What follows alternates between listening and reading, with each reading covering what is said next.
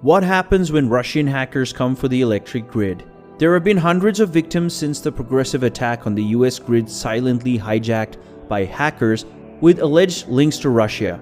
They could have caused blackouts in the United States after gaining remote access to some of the utility control rooms. But what were they trying to do? How did they do it? We will answer those in this video today. But before we dive into this world of cybercrimes and data theft, hello and welcome to Economic Stories. A sub to the channel would be great as it motivates us to keep uploading videos like this. The attack began in 2016 and it still remains unclear to what extent they were compromised. They were warned about a possible ongoing cyber attack, but it remained just a theory, that is, until, with recent power outages at those times in Ukraine's power grid, the theory has become a reality. There were watchers in the system monitoring everything, and they were so close that they could do a lot of things. Well, let me quote Jonathan Homer, chief of the Industrial Control System.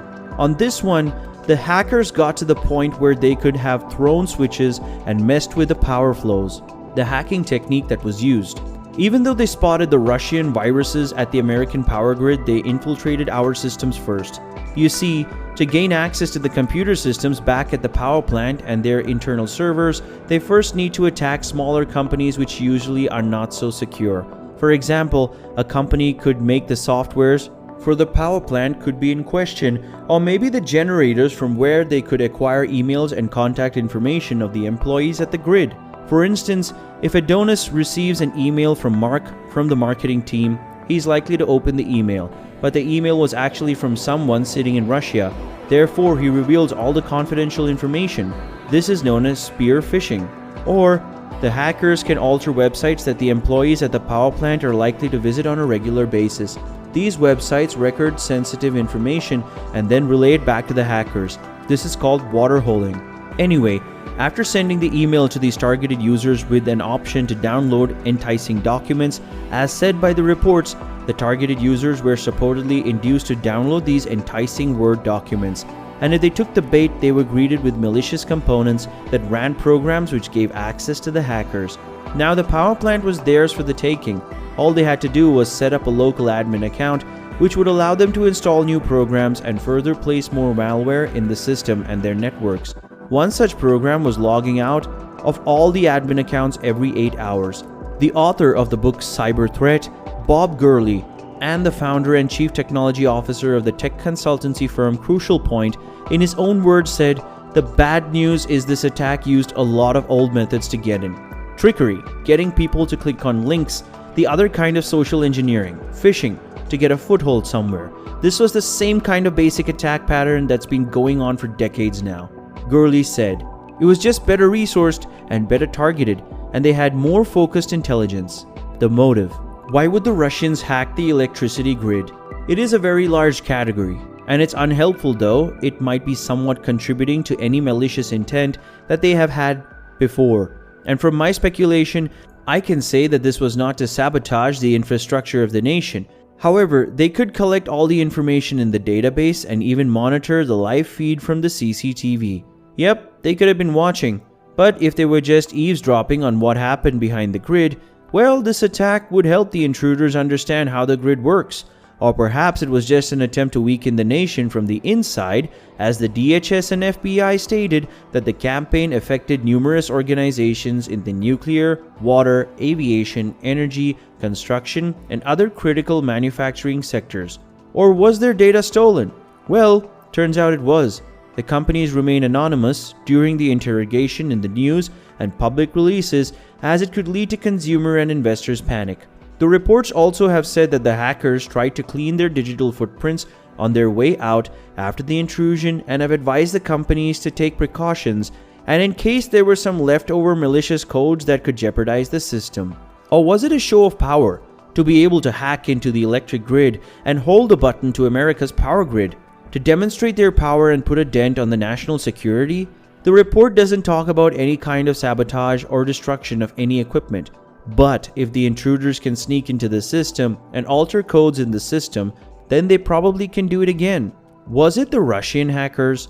The DHS and FBI are surely characterizing it as such, and also added it was a long-term campaign and it took years for them to get into the system, they speculated. They were instigated by the Russian government cyber actors. In October 2017, there was a report made on the attack, published by the Semantic cited in the government report, notes that some code strings in the malware were in the Russian language and some in French, indicating that one of these is a decoy. Well, what would you expect from hackers that are cleaning up their digital footprint? Well, there have been several new transactions issued against several Russian individuals and some organizations by the US Treasury Department on 15th March. The Treasury Department statement did specify names and sanctions of the individuals involved with Russia's Internet Research Agency and the GRU, Russia's military intelligence branch, though they deny any of the links with the individuals named to this hacking campaign. As cited from the Cipher brief, former intelligence officials and analysts came to the conclusion that the intrusion was mainly a scouting mission, which tells us a lot about the kind of information that was stolen, but we could never know what their intentions were and what they can do with the information. What precautions can be taken? The DHS FBI report has suggestions such as specific codes for targeting companies to run, to root out some issues that they might have in the system, and step-by-step guidelines about how to find and eliminate malware in the system.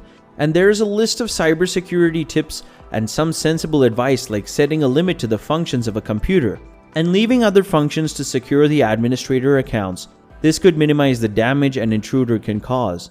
Oh, and they also have been asked to implement a password policy, that is, make them complex and change them once or twice a month.